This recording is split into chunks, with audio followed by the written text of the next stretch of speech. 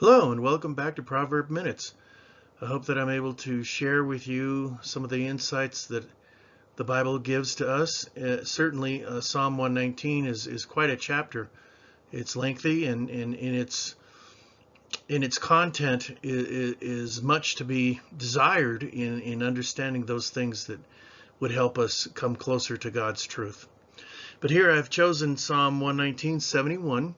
And let me read it here. It is good for me that I have been afflicted, that I may learn your statutes. And none of us want to be afflicted, but we all are, either in our family upbringing or at the job.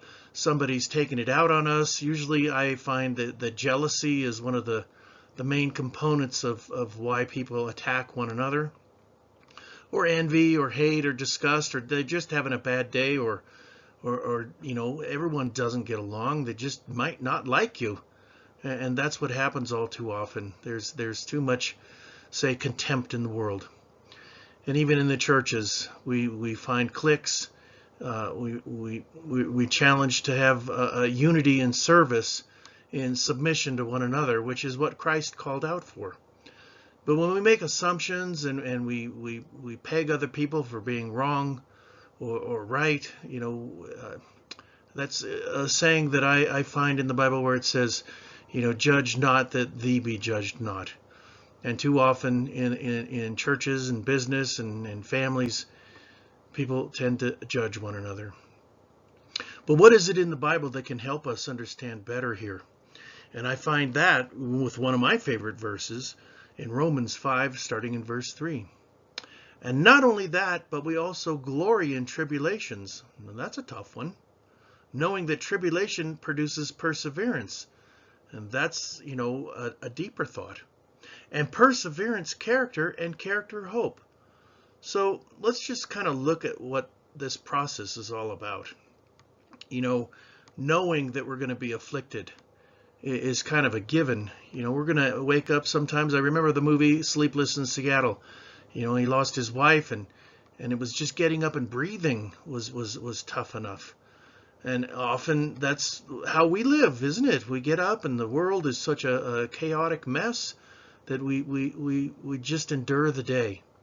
And so there's going to be tribulations, and we're forced to have perseverance. But if we're able to do that without complaining and disputing, without judging others, but trying to examine ourselves, we develop a character of compassion, and hopefully there's one in your life or two or more that we can love and find that glory, and then stand on our hope. It's hard to have hope when you don't have love, when despair takes over and the misery violins play unendingly. But to get beyond this, there's truths that cannot be avoided. We are going to face tribulation. And in this, we have to have perseverance. We have to endure. And this brings us a better personality to share with one another. There's statutes in God's Word that help us arrive at this better place where our character is then established. And more often that, when we do these things, we have to have knowledge. We have to know. And then we get our confidence because we know and we're sure that we've been promised these things. And that's when we put hope up on top of the list. That's when it rides on the top of our hearts, when we can be sure.